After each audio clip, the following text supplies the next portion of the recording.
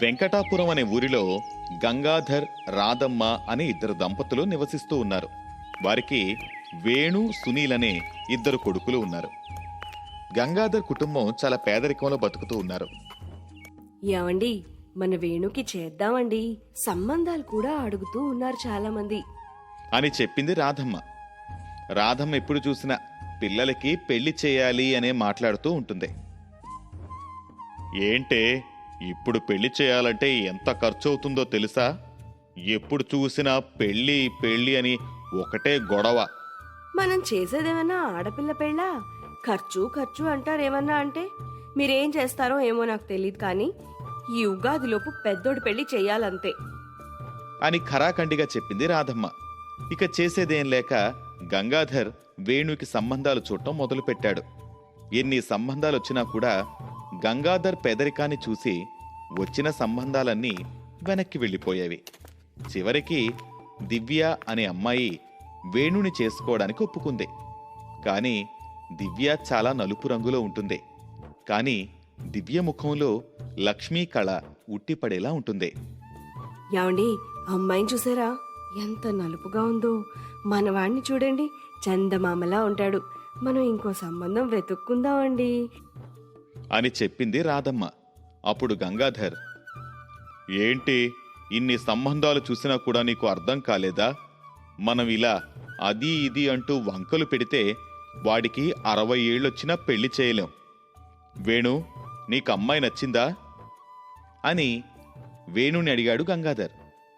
నాకు అమ్మాయి నచ్చింది నాన్న అని చెప్పాడు వేణు. దాంతో అక్కడే ఇద్దరికీ ఉంగరాలు మార్పించి కొద్ది రోజుల్లోనే వేణు, దివ్యలకు పెళ్లి చేశారు. దివ్య చాలా మంచి అమ్మాయే కాకుండా చాలా తెలివైన అమ్మాయి. వేణు ఒక చిన్న హోటల్లో పనిచేస్తూ ఉండేవాడు. వేణు వంటల వల్లే ఆ హోటల్ బాగా నడుస్తూ ఉండేది. అది గమనించిన దివ్య ఒకరోజు వేణుతో, ఏమండి, మీరు ఇంత బాగా వంట చేస్తున్నారు కదా, మీరే ఒక హోటల్ పెడితే ఎలా ఉంటుంది అని అడిగింది. అప్పుడు వేణు, ఏంటి హోటలా? దానికి చాలా ఖర్చు అవుతుంది తెలుసా? అసలే ఇంట్లో అందరూ కష్టపడితే గాని ఇల్లు గడవడం లేదు అని చెబుతూ ఉన్నాడు వేణు. అప్పుడు మధ్యలో దివ్య కలుగజేసుకుని, అబ్బా, ఇవి ఎప్పుడు ఉంటూనే ఉంటాయి. ఒక్కసారి ధైర్యం చేసి చూస్తేనే కదా. డబ్బంటారా? ఇదిగో పెళ్లికి మా వాళ్ళు పెట్టిన నగలున్నాయి కదా, వాటిని తాకట్టు పెట్టి ఆ వచ్చిన డబ్బులతో హోటల్ పెడదాం అని చెప్పి వేణుని ఒప్పించింది. అలా దివ్య నగలు తాకట్టు పెట్టే దివ్య చేతుల మీదుగా హోటల్ ఓపెన్ చేశారు. 1 నెలలో ఆ చిన్న హోటల్ కాస్త చాలా పెద్ద హోటల్గా మారిపోయింది. దివ్య ఏది పట్టుకుంటే అది బంగారంలా మారడం మొదలయ్యింది. కొన్ని నెలల్లోనే వారు మంచి ధనవంతుల్లా మారిపోయారు. అది చూసి రాధమ్మతో చుట్టుపక్కల వాళ్ళు, అమ్మో రాధమ్మ, మీ కోడలు ఏమో అనుకున్నాం, కానీ ఆవిడ మీ ఇంట్లో అడుగు పెట్టగానే లక్ష్మీదేవి మీ ఇంట్లో వర్షంలా కురుస్తూ ఉంది కదా, మీ దశే మారిపోయింది అంటూ దివ్య చెయ్యిని గోల్డెన్ చెయ్యిలా భావిస్తూ ఉండేవారు. అలా ఉండగా రాధమ్మ ఒకరోజు గంగాధర్ దగ్గరికి వెళ్ళి, యావండి, ఇక ఉన్న ఒక్క చిన్నోడికి కూడా పెళ్లి చేసేస్తే హాయిగా మనం కృష్ణారామ అనుకుంటూ బతికేయచ్చు అని చెప్పింది. అప్పుడు గంగాధర్, అదే ఇన్ని రోజులైనా ఇంకా వాడి పెళ్లి సంగతి ఎందుకు ఎత్తట్లేదా అని అనుకున్నా. నువ్వు గట్టిగా ఫిక్స్ అయ్యావు కదా, చూడు పెళ్లి సంబంధం అని లేచి వెళ్ళిపోయాడు గంగాధర్. రాధమ్మ ఇక చాలా సంతోషంగా తనకు తెలిసిన వారందరికీ తన చిన్న కొడుక్కి మంచి అమ్మాయిని చూడండి అని చెబుతూ ఉంది. అలా కొన్ని సంబంధాలు చూసిన తరువాత గంగాధర్ ఆస్తిపాస్తులు చూసి ఒక గొప్పింటి నుండి సంబంధం వచ్చింది. అమ్మాయి చూడటానికి చాలా తెలుపు రంగులో సినిమా హీరోయిన్లా ఉంది. రాధమ్మ ఆ అమ్మాయి ఫోటో చూసి, అబ్బా, ఈ అమ్మాయి ఎంత బాగుందో, ఎలా అయినా ఈ అమ్మాయిని కోడలుగా చేసుకోవాలి అని అనుకుని ఆ సంబంధానికి సరేని చెప్పి కొద్ది రోజుల్లోనే ఆ అమ్మాయికి రాధమ్మ చిన్న కొడుకైన సునీల్కి వివాహం జరిపించారు. పెళ్లిలో అందరూ ఆ అమ్మాయిని చూసి, అబ్బా ఎంత అందంగా ఉంది ఆ అమ్మాయి, ఎంతైనా సునీల్ అదృష్టవంతుడు అని పొగుడుతూ ఉన్నారు. ఆ మాటలు దూరం నుండి రాధమ్మ వింటూ ఆనందపడుతూ ఉంటుంది. కొన్ని రోజుల తరువాత ఒకరోజు రాధమ్మ మిత్రురాలైన సుజాత రాధమ్మ ఇంటికి వచ్చింది. సుజాత రాధమ్మ చిన్న కోడలైన వాణిని చూసి, అమ్మా వాణి, పెళ్లికి రాలేకపోయాను, అందుకే ఇప్పుడు వచ్చాను అని చెప్పింది. అప్పుడు వాణికి ఏమి తిరిగి సమాధానం చెప్పాలో తెలియక సరే అన్నట్లు తలాడించి తన రూంలోకి వెళ్ళింది. అప్పుడే రాధమ్మ బయట నుండి ఇంటికి వచ్చిన సుజాతని చూసి, ఏం సుజాత, ఎప్పుడొచ్చావు అంటూ పలకరింపులు మొదలుపెట్టారు.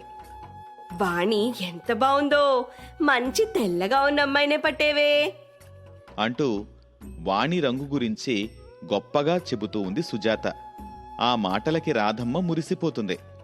వారు అలా మాట్లాడుకుంటూ ఉండగా దివ్య కిచెన్లో టీ చేసి తీసుకొచ్చి సుజాతకి రాధమ్మకి ఇచ్చి సుజాతని పలకరించి వెళ్ళిపోయింది.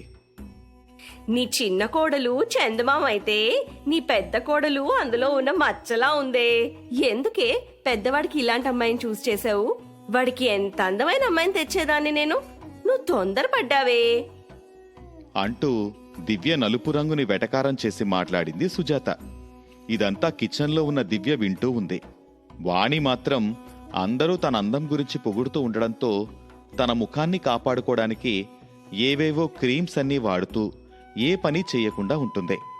అలా వచ్చిన ప్రతివారు వాణిని పొగుడుతూ దివ్య రంగుని తప్పుగా మాట్లాడుతూ ఉండడం వల్ల రాధమ్మకి చిన్న చిన్నగా దివ్య అంటే చిరాకు రావడం మొదలైంది.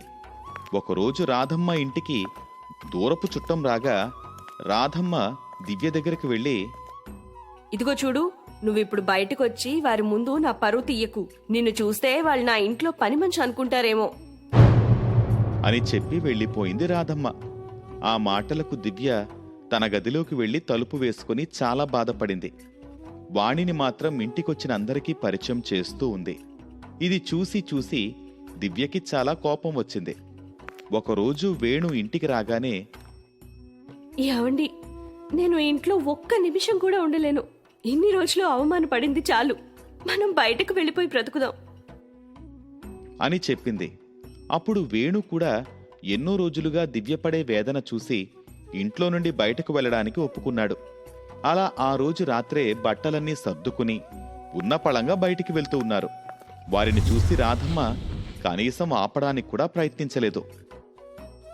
దివ్య వెళ్లిన కొన్ని రోజులకి ఒకరోజు రాధమ్మకి ఒంట్లో నలతగా అనిపించి, వాణి వాణి అని పిలవగా ఫేస్కి క్రీమ్ పెట్టుకుంటూ వాణి తన గదిలో నుండి బయటకొచ్చి, హా అత్తయ్య, చెప్పండి అని అడిగింది.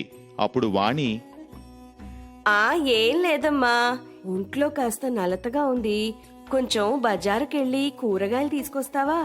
అత్తయ్య, బయట ఎంత ఎండగా ఉందో తెలుసా? ఆ ఎండకి నా స్కిన్ అంతా ట్యాన్ అయిపోద్ది అత్తయ్య, నేను వెళ్ళను అని చెప్పి మళ్ళీ వెళ్ళి కళ్ళపై 2 సొరకాయ ముక్కలు పెట్టుకుని, అత్తయ్య, చెప్పడం మర్చిపోయాను, వచ్చేటప్పుడు కొన్ని క్యారెట్స్ తీసుకురండి, అవి తింటే ఫేస్ ఇంకా మెరుస్తుంది అని చెప్పింది. రాధమ్మ ముక్కుతూ ములుగుతూ తనే వెళ్ళి కూరగాయలు తెచ్చుకుంది. అలా ఇంట్లో వాణి ఒక్క పని ముట్టుకోకుండా అంతా రాధమ్మతోనే చేయిస్తూ ఉంది వాణి. దివ్య వెళ్ళిపోవడంతో వారు చేస్తున్న బిజినెస్ మొత్తం దెబ్బతింది. దాంతో రాధమ్మకి ఒక ఉపాయం వచ్చింది. వాణిని హోటల్లో పెడితే బావుంటుంది అని అనుకుని అద్దం ముందు తన ముఖం చూసుకుంటూ ఉన్న వాణి దగ్గరకు వెళ్ళి, అమ్మ వాణి, నువ్వు ఏ పని చేయనవసరం లేదు, కానీ నువ్వు రోజు హోటల్లో కూర్చుంటావా అని అడిగింది. అప్పుడు వాణి, అమ్మో, రోజంతా అలా కూర్చుంటే నేను లావైపోతాను, పైగా అక్కడంతా దుమ్ము ధూళి, స్కిన్ అలర్జీస్ వస్తాయి అని చెప్పి అక్కడి నుండి వెళ్ళిపోయింది. అలా వాణి ఏ పని చేయకుండా వచ్చిన డబ్బంతా బ్యూటీ పార్లర్ అని తన ముఖం కోసం ఖర్చు పెడుతూ ఉంది. ఇలా ఉండగా రాధమ్మ ఇల్లు శుభ్రం చేస్తూ కాలు జారి కింద పడింది. అబ్బా వాణి అని పిలవగా వాణి తన గదిలో నుండి బయటకొచ్చింది. వాణి అబ్బా, నా నడుము విరిగిపోయిందే, కాస్త చెయ్యిచ్చి లేపు అని అడిగింది. అత్తయ్య, మీ చేతులు అంత మురికిగా ఉన్నాయి అంటూ వెళ్ళిపోయింది. రాధమ్మనే ఎలాగోలా లేచింది.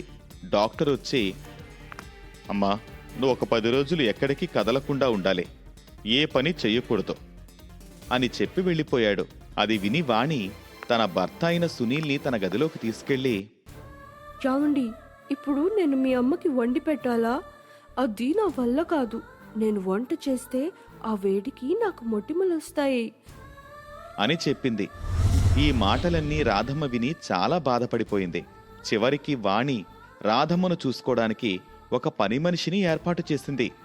అప్పుడు రాధమ్మ, చిచ్చి, దీని ముఖమే తెలుపు, మనసు మొత్తం నలుపు. దీని అందం చూసి నేను మురిసిపోయి బంగారం లాంటి నా పెద్ద కోడల్ని దూరం చేసుకున్నాను. దీనికి నా చెయ్యి తాకితేనే అందం మాసిపోతుందంట.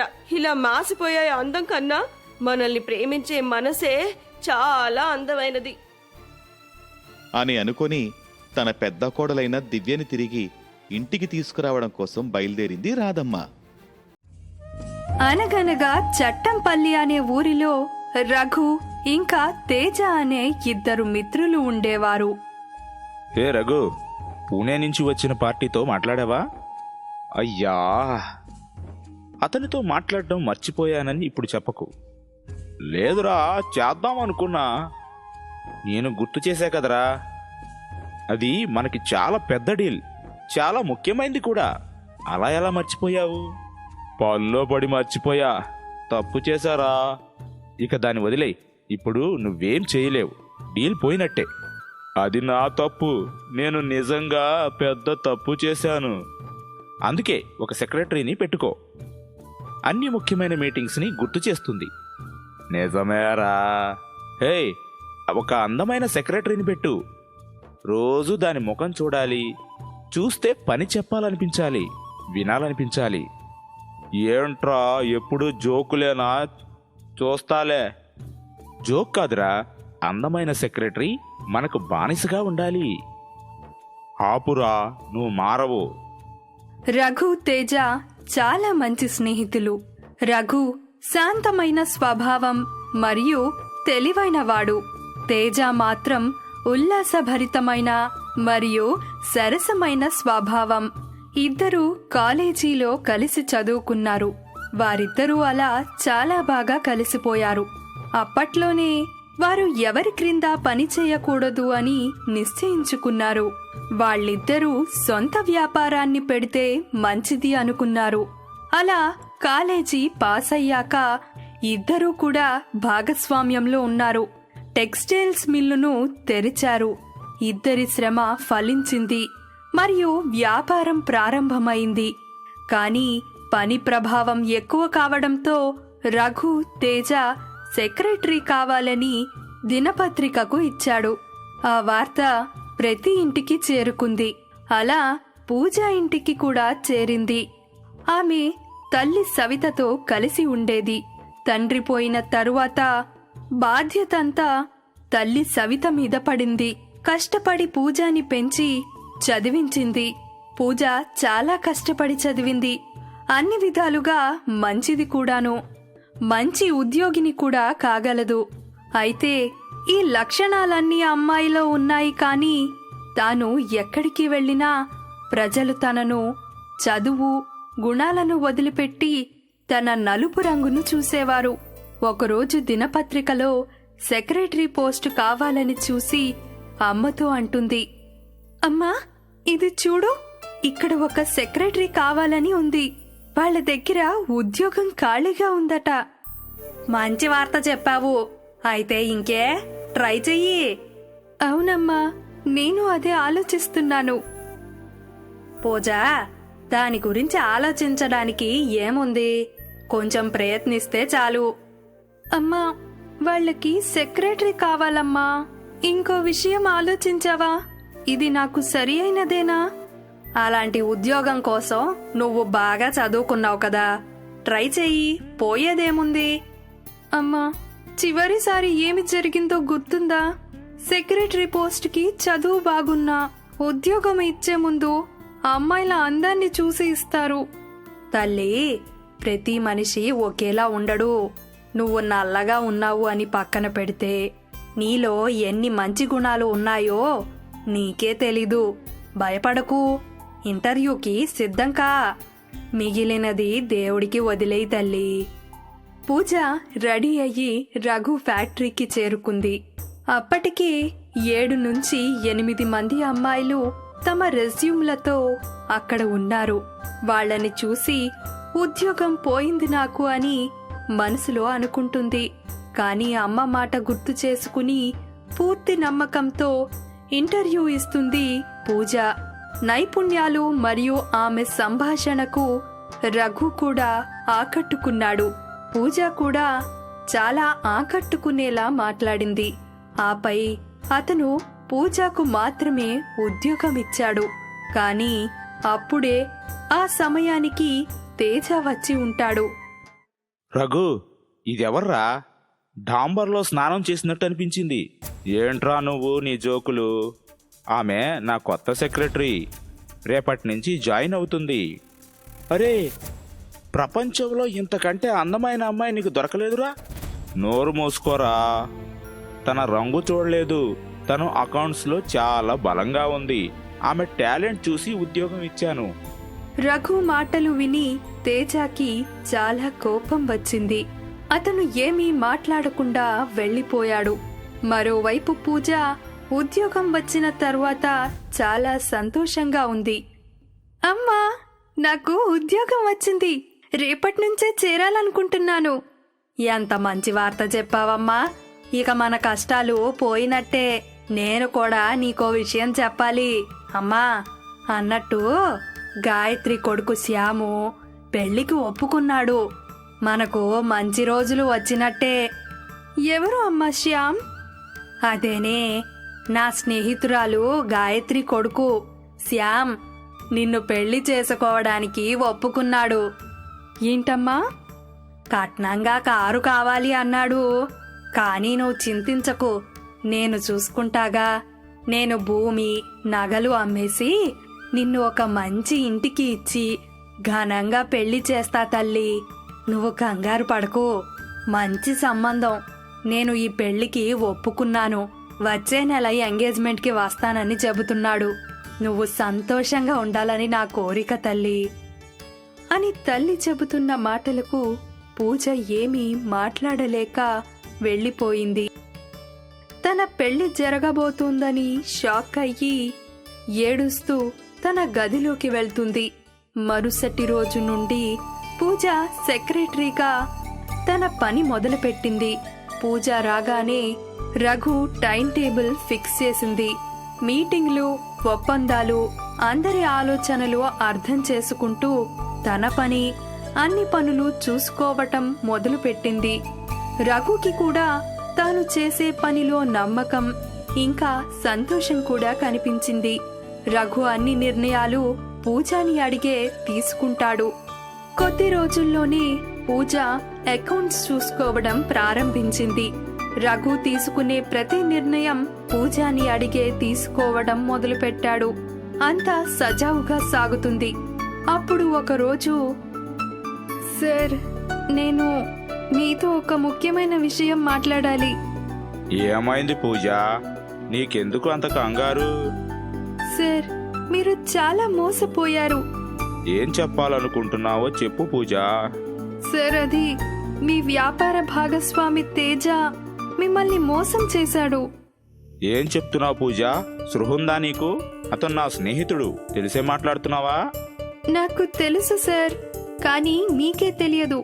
ఈ సోదరుడు లాంటి మీ స్నేహితుడు ఈ ఫ్యాక్టరీ పేరుతో రెస్ట్ ఆఫ్ ఇండియా నుంచి 50 కోట్ల అప్పు తీసుకున్నాడు.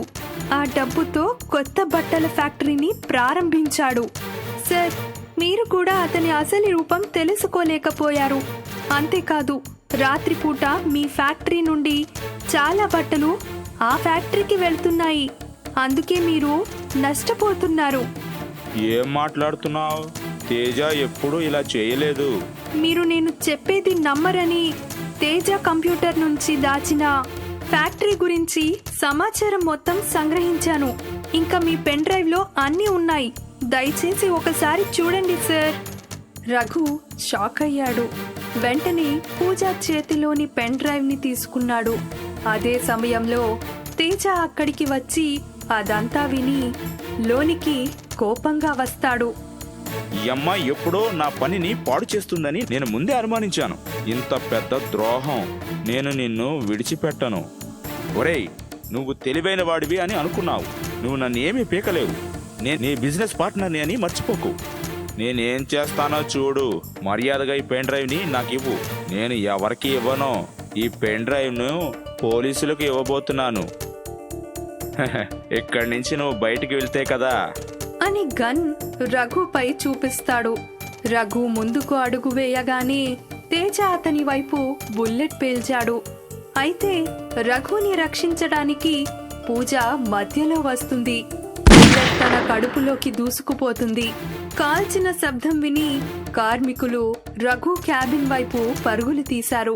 కూలీలు రావడం చూసి తేజ పెన్ డ్రైవ్ తీసుకోకుండానే అక్కడి నుంచి పారిపోతాడు. ఇక పూజను రఘు వెంటనే ఆస్పత్రికి తీసుకువెళ్తాడు. కొన్ని గంటల తర్వాత డాక్టర్ రూంలోకి వెళ్తుండగా సవిత కంగారుగా వచ్చి డాక్టర్ని అడుగుతుంది. అయ్యో డాక్టర్, నా పూజకి ఏం కాలేదు కదా? మీరెవరు? అడ్మిట్ చేసింది ఎవరు? అతనెవరు? నేను తన తల్లిని డాక్టర్. ఈయన నా కూతురు బాస్ రఘు గారు. ఇతను నాకు కాబోయే అల్లుడు శ్యామ్. డాక్టర్ గారు, నా కూతురు ఎలా ఉందో చెప్పండి. చూడమ్మా, మేం మీ కూతురి ప్రాణాలను కాపాడాము. కానీ బుల్లెట్ ఆమె అంతర్గత భాగాలను పూర్తిగా దెబ్బతీసింది. పూజ ఎప్పటికీ తల్లి కాకపోవచ్చు. ఇది విన్న వెంటనే సవిత కాళ్ల క్రింద నేల జారిపోయింది. ఆమెకు కదలడానికి కూడా బలం దొరకలేదు. రఘు ముందుకు వచ్చి ఆమెకు మద్దతు ఇచ్చాడు. అయితే సవితపై మరో పర్వతం పడింది. పూజకి కాబోయే భర్త శ్యామ్ ఇదంతా విని ఇలా అంటాడు. చూడండి, నేను ఇప్పటికే చాలా సర్దుకుపోయా. మీ అమ్మాయి నల్లగా ఉన్నా గానీ ఒప్పుకున్నా. ఎలాగోలా ఎంగేజ్మెంట్ అంగీకరించాము. కానీ ఇప్పుడు తన తల్లి కూడా కావడం కష్టమే అంటే క్షమించండి ఆంటీ, నేను పూజను పెళ్లి చేసుకోలేను. పూజ నిశ్చితార్థం జరగక ముందే ఆ బంధం తెగిపోయింది. పూజ కూడా ఏడవడం మొదలుపెట్టింది. మరోవైపు శ్యామ్ నిశ్శబ్దంగా మరియు కఠినంగా ఉన్నాడు. ఏదో ఆలోచించి రఘు ఒక అడుగు ముందుకేశాడు. అతని వేలికి ఉన్న ఒక ఉంగరాన్ని తీసి పూజ చేతిని తీసుకుని ఆమె చేతికి ఉంగరం పెడతాడు. ఉంగరాన్ని ధరించి ఆపై తన తలను సున్నితంగా తాకుతూ ప్రేమగా ఇలా అంటాడు. ఆంటీ, ఇదిగో మీ కూతురి నిశ్చితార్థం జరిగింది. పూజ, నేను మీకు ఏదైనా ఉపకారం చేస్తున్నానని అనుకోకు. ఇప్పుడు నీకు ఏ సమస్య లేకపోయినా నిన్ను నా భార్యగా పొందడం నా అదృష్టం. పూజకు మాటలు రావడం లేదు.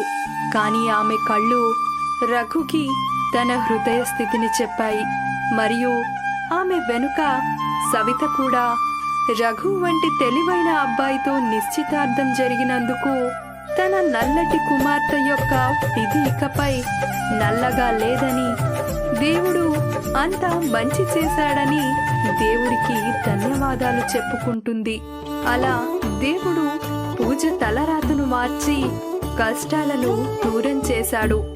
ఎలా ఉన్నా మంచి ఆలోచనతో మంచి చేస్తే మంచే జరుగుతుంది.